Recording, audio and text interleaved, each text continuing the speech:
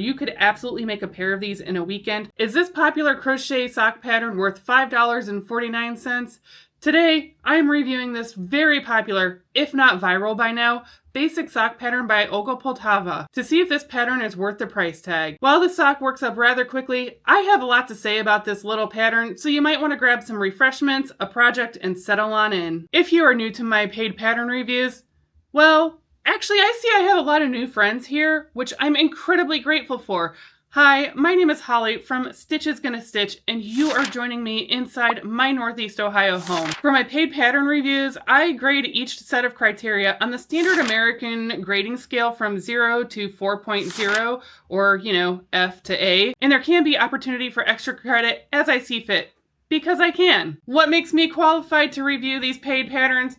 Well, I've been crocheting for nearly 38 years, and I've used hundreds, if not thousands, of patterns by now of varying quality since I was 5. I also grew up learning the Craft Yarn Council standard abbreviations, but I've also been able to adapt to a lot of the new school ways of pattern writing and lingo and abbreviations and all of that sort of stuff. I started out this series because sometimes it's really hard to tell on Ravelry or Etsy if someone is just being very nice in the review, or if, maybe Etsy's doing that thing where you just bought the pattern, yesterday, so clearly you haven't started it, but it's asking you for a review. So you do it just to shut up Etsy.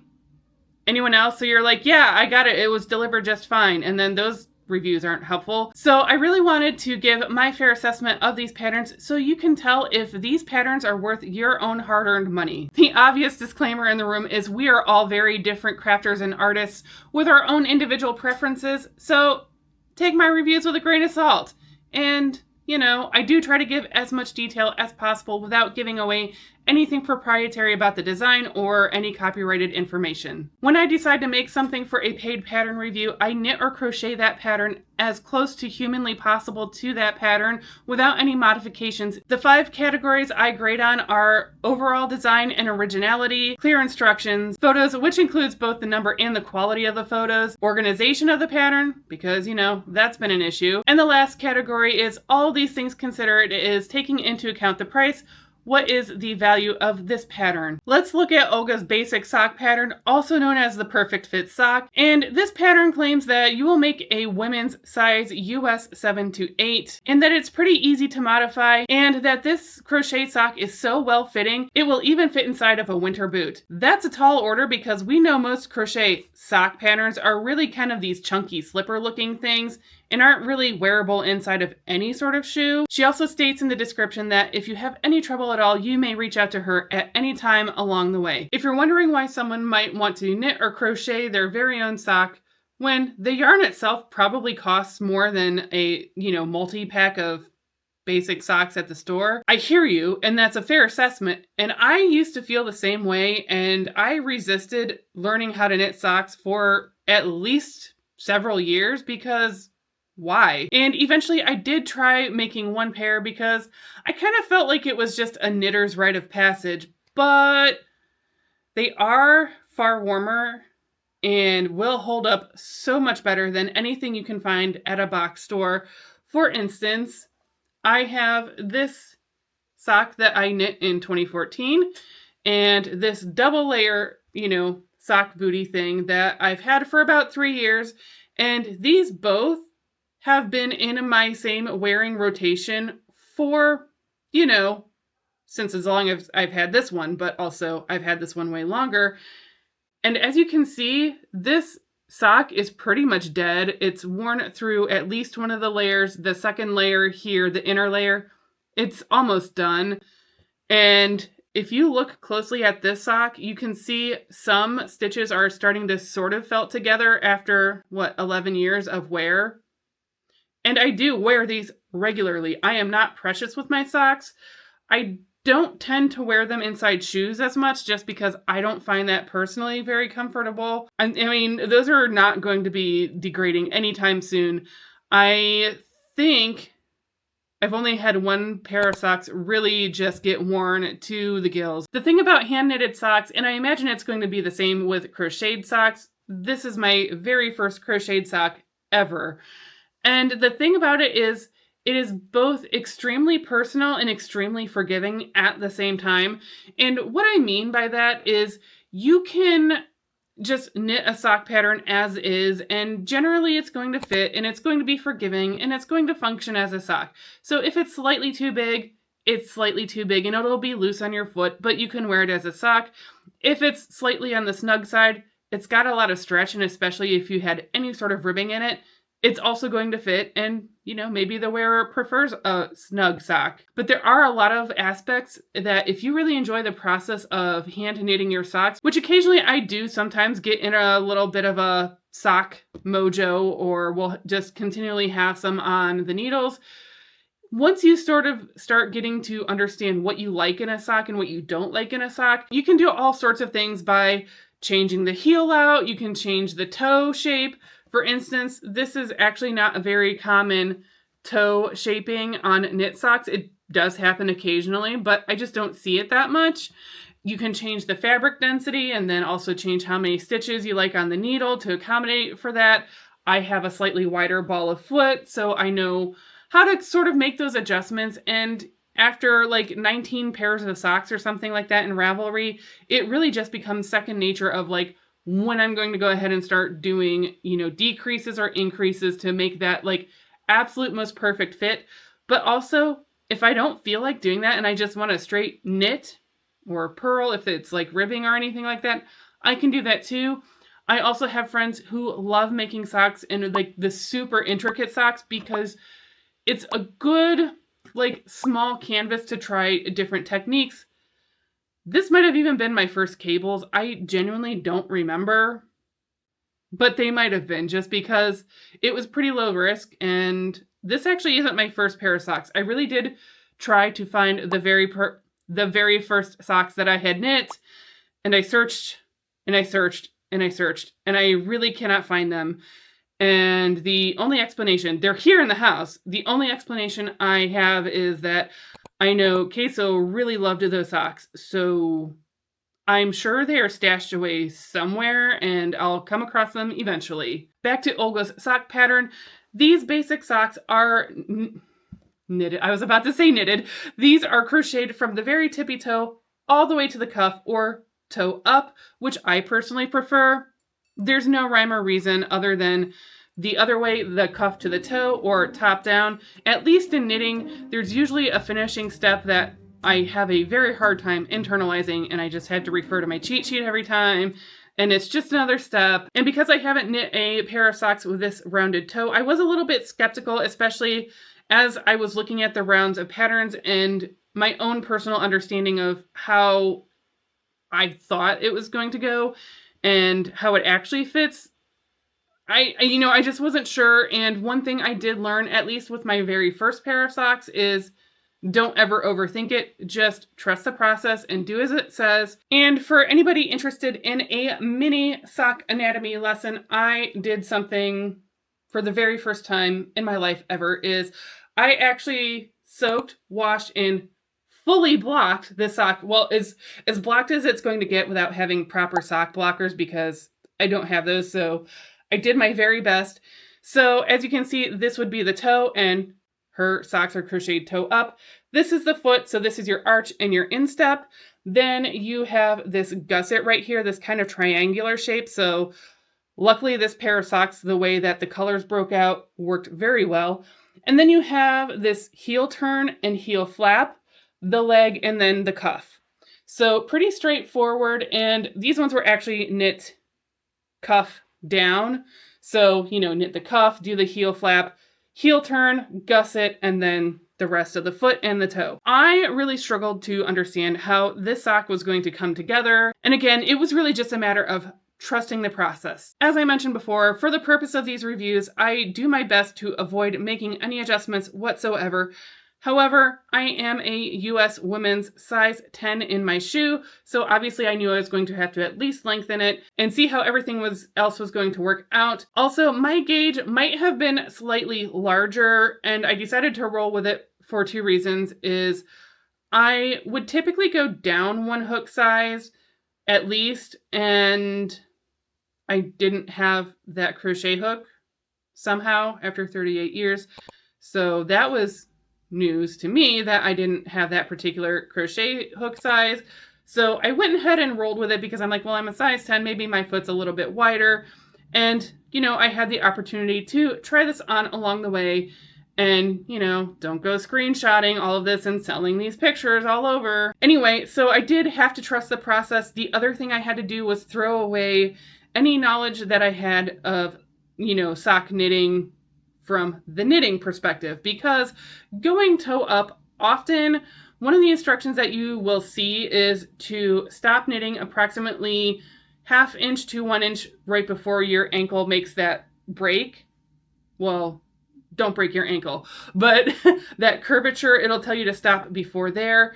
It didn't state that in this pattern, so I just went ahead and, crocheted it as is. So then I went ahead and crocheted up to the true ankle and then went ahead with the gusset and the heel turn. And the way she did this is actually very smart. I know when I first thought, well, this is a basic sock pattern, there's not going to be much room for design originality or anything like that. And once I got to this heel, I'll be honest, I had a hard time because I try to think ahead of like, well, how would I do this?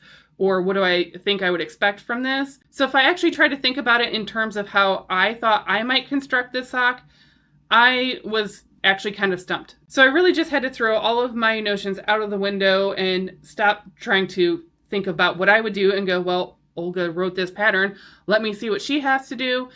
And trusted the process, just like, in knitting, you got to trust the process. So honestly, I was really struck by the ingenuity of the construction of this heel. So I thought this was really a little bit of an ingenious design, and I know I would not have come up with this on my own. So thank you for that, Olga. And I really think that's part of the magic of how this is such a wonderful toe-up little crocheted sock.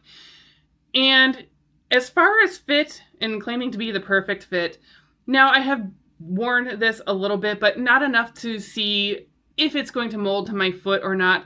There was a little bit of looseness in the toe, and that might have been because I know I would have gone down 1 crochet hook size at least for that toe. But obviously, like I said, socks are forgiving. It's going to function perfectly fine as a sock as is, especially since I tend to wear them around the house more than anything. I have really no complaints about this, and this is, to me, part of the process of learning sock knitting or sock crocheting is you just have to go into it head first, do 1 or 2 pairs, and then figure out from there what kind of adjustments you might make along the way to really customize that fit if you so choose. If you're happy with them as they are, then just do that. Now, I don't know if you've noticed this, but I've had this strand here, and it's attached to a second ball of this yarn, and I decided to use some stash yarn just in case this pattern really didn't work out.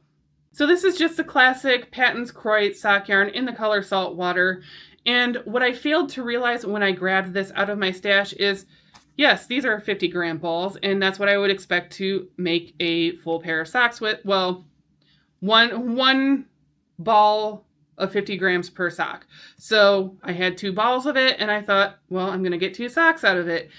And I can, except that I didn't read the yardage. And the yarn that Olga recommended is a 200 yards per 50 grams or 400 yards per 100 grams. And this is actually 166 yards per 50 grams. So slightly on the heavier side of the fingering or sock weight, yarn weight. And I ran out of yarn on the first ball, so I had to go ahead and put this in. And because I really want a matching pair at the end of this, and also throughout the try-on, I did like the super shorty, like almost like the no-show athletic sock look, that after I'm done with this review, I'm going to undo this, and then I will have a matching pair of socks once I go ahead and make another super shorty sock out of this second ball of yarn. But I really did want to try to make this pattern the way it was intended to be for the purpose of this review. And I also did a little bit of yarn math. And I did discover because I added rows for the US size 10 in women's instead of the US 7 or 8, I obviously used more yarn. I also still used less than 200 yards. And if that's a video you want to see where we go into some yarn math and see, do I have enough? How much did I actually use? What might I actually have left over? Go ahead and let me know down in the comments, because I might have already started that video low key. And don't worry, it's not going to be one of my monster long videos, because ew math, who wants to do that for, 40 minutes or however long this ends up being. So that will just be a quick yarn math, learn how to do some quick basic calculations, and then you'll be on your way. But I did do the math. If this had been 200 yards, it absolutely would have been enough to make a full sock out of one ball if it was 200 grams for a US size women's 10 shoe. Whew, that was a lot. But if you want to see that video, and you don't want to miss it, don't forget to subscribe and hit the notification bell. Now, for the wear test, my feet were sufficiently chilly before I put this sock on, because I live on a slab construction home, which means I don't have a basement. So it's still March, the ground is still really cold, and so even with carpeting, my feet tend to still be really cold, and I didn't put socks on until I did the wear test. I went ahead and did a side-by-side between this sock that, I made ages ago and this sock inside winter boots, and I wasn't sure, because of the fabric, if I would like how crochet has a little bit of this bumpier feel, if that was going to bother me at all or not, because it took a little bit of time to get used to feeling the purl side of, a hand knit sock versus commercial socks. And my winter boots that I have, that I pulled out of the closet, and well, they might as well stay out, because it's March and it's Ohio. It still could snow, and I still could end up shoveling my sidewalks. I don't know. But they are approximately a half a size too big for me, and I did that on purpose, because they're winter boots. I'm going to want to wear thicker socks with winter boots, because if I'm pulling out winter boots, it's serious. So I will say, once the boot was on, it was a little bit of a snugger fit, which actually I preferred, because I could still feel some wiggle room in my boot with this sock. It's one of those things where feeling it side by side, sort of you feel a difference in the thickness and fabric, but until you actually wear them and try to put them in a shoe, I don't know how to explain the difference. But this actually snugged up the fit perfectly, and I didn't notice any bumpiness or uncomfortableness, discomfort. That's what I was going for. So they were a little bit, harder to get on and off, but I thought they fit very nicely inside of boots, and I would absolutely reach for this pair of socks if I was going to shovel the sidewalk.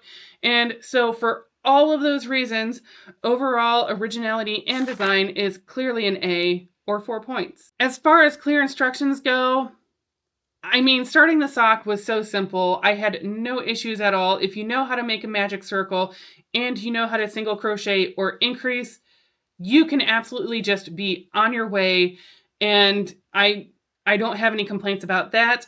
I will say, once you get to the point where it's just some back and forth crocheting, I did take a slight bit of issue with when you turn the row, typically when you start the next row of single crochet, it'll be like turn and chain one, or chain one and turn, whichever, the designer has chosen for that particular pattern. That wasn't in there, so that wasn't the greatest. And I had to think about this of my more advanced beginner crocheter friends, and they might figure that out and naturally do that. But I could also see, if you were taking the pattern very literally, you might question that. So obviously she also said this was for an advanced beginner, and that made sense, because that's something that an advanced beginner probably would know, but still might want more explicit in the pattern. However, just to clear it up, I did go to the video just to see the difference, and she clearly did a chain one and turn, or turn and chain one. I don't even remember which one, to be honest, at this point. So as long as you are kind of double checking yourself with the video,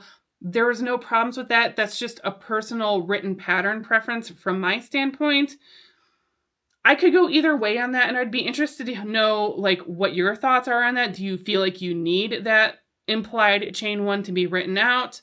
I don't know. And the only other reason I would say that is later on in the pattern, there's a point where you don't do that chain one, but you're still working back and forth. So that would be like the really only main critique I have for the instructions on this pattern. Everything else I thought was laid out pretty well. And even if the video wasn't there, I still would have ended up with a perfectly fine sock, but I also went ahead and referred to the video. And anything that might have even remotely been unclear to me, it was just solved by simply watching the video. So all that aside, there was really only one typo that did not affect the pattern whatsoever. And of course, I did make a few mistakes along the way, but that was me. And, you know, I just ripped them out and started all over again. And they are no fault of the designer, Olga, whatsoever, because I am human and I make mistakes. And then I look at them and I go, oh, I need to fix that. It's pretty simple, actually. None of these things are deal breakers, and I'm pretty sure my advanced beginner or novice friends probably would have figured this out or at least referred to the video. All those things considered, I would go ahead and give that a 3.5 or B+ for the area of clear instructions. Our third category is photos, which I typically judge the quantity and quality of the photos. Now, for the PDF pattern itself, there is simply one large, very clear photo in the pattern. And even if I referred to that video alone, like let's say I was somewhere where I couldn't really, that photo alone, let's say that I was somewhere where I had, you know, printed out that pattern and I didn't want to necessarily pull up my phone and watch a video, or I didn't have very good service or anything, any of those combination of reasons, I could absolutely look at the instructions, especially in that heel area, and look at that photo, even though I was now running out of color ink. And so even with that, the clarity of it was so good that I could see exactly how that was actually going to work out. Once I saw the instructions and I referred to that photo, I knew pretty much what was going to happen for the purpose of photos. And I might actually rename this category to visual aids, because I do want to include the video, because she was kind enough to make a whole video walking us through this basic sock pattern. And really the main feedback I have for that video, again, this is not a total deal breaker, but I did notice there was a fair bit of background noise, like a kind of like a steady fuzz, or I don't know how to describe it, but for those of us with sensory issues, I could see that being a little bit distracting. Now, if I'm also having sensory issues on a given day, am I probably going to try to watch a video pattern and try and follow along? Maybe not, but I felt like it was distracting enough to just take a little bit off. So the overall photos and I guess visual aids now, I'm going to have to give that a 3.7 or an A-. Next up, I grade organization. And this category was specifically added because of my very first paid pattern review of this little Grim Reaper. And it never occurred to me how badly a pattern could be disorganized until that pattern. And I really wish I would have taken even more points off in hindsight, but in the case of Olga's basic sock pattern, the PDF was laid out very clearly. You start out with, this is the photo of the thing you're going to make. Here's everything you're going to need, all of the materials, any stitch abbreviations or anything like that. And I did actually look, and all of her abbreviations match the Craft Yarn Council master list of crochet abbreviations, which I prefer and appreciate. It's not always necessary, but I just appreciate that that's something that she took the time to do and wanted to make sure that it was as correct as possible. And Olga even went so far as to explain a standard pattern convention of how to use the asterisks if you've never done that before in a written pattern. So there's even the link for the video, and there's no jumping around. It's very straightforward. You start with the toe, you end at the cuff, and you weave in the ends, and now you have a sock. So for that reason, it was very straightforward, an obvious 4 or an A. Last but certainly not least on this crocheted pattern review, and what you want to know, is $5.49 of your hard-earned money a fair price for this basic sock pattern by Olga Poltava? And knowing the amount of work that went into this pattern, creating this video, And the fact that it's laid out very well, it's very clear, it's concise. You know, 13 years ago when I was first learning how to make knit socks, if I would have come across a very basic pattern and it was $5.49, I probably would not have loved it, and I might not have bought it, to be perfectly honest. But thinking in 2025 terms and what pricing should be, and I do appreciate that artists and designers are actually charging what things are worth. So all things considered, if you're a Starbucks or Dunkin' lover, just skip 1 or 2 coffee runs and the pattern is bought. So for price and value, it's another 4 or an A. Averaging all of the points awarded today, we come up with a final grade of 3.8 or an A. And in the instance of this pattern, I did have to consider, was there anything worth extra credit? Or any compelling reason or any of these assessments that I felt like just deserved at that little bit of extra bump? And I have to say, extra credit was granted for being printer friendly, because I still love myself a printed pattern, and I hate having to rely on an iPad that is going to, time out, or I have to charge, or any of that stuff. The paper pattern is ready to go. There was no extra colorful backgrounds. There was no fluff or mini blog post within the pattern. It was written concisely. There was only one photo, and truthfully, that photo was such high quality, it was the only photo that was necessary to refer to make these socks if I did not choose to watch the video. This raises the grade from an A to an A+. Overall, this is the first paid pattern in my paid pattern reviews that, without a doubt, I plan to make more of in the future. I actually kind of can't wait to make more. As much as I love my knitted socks, there is just something about the way that this sock just molds to my foot, and I have no doubt in my mind that either I can adjust the toe if it doesn't, eventually mold with some wear. I'll wear this a little bit before I start another pair of these, but if that doesn't actually take place, then I'll just go down to that initial hook size that I thought I was going to use. This is going to be so easy for me. That's probably the only adjustment I'm going to make whatsoever. I have no doubt in my mind this is going to be the perfect little house sock that I'm just going to want to whip up in crochet. Also, I think for sure you could absolutely make a pair of these in a weekend. I don't know that I've ever made a pair of knitted socks in a weekend, but I definitely could make at least one pair of these in an entire weekend. If you're curious as to how long it took me. Wait, is it snowing outside? I think I jinxed it.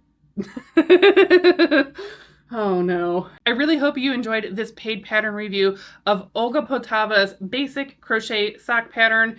I can't wait to, rip this back and then make the second one, so then I actually have a proper pair of socks. And as always, I really enjoyed hanging out with you today. If you do decide to go ahead and check out the paid pattern review for this little Grim Reaper, just keep in mind I was probably being a little bit too nice and generous in my grading, but I did end up with a Grim Reaper full of mistakes at the end anyway, and you can go ahead and check out that video right here. But if you would rather check out a paid pattern review of something I actually really loved, these Stella fingerless gloves were also high marks. If you want to go ahead and check that out, I'll make sure that video is linked right here.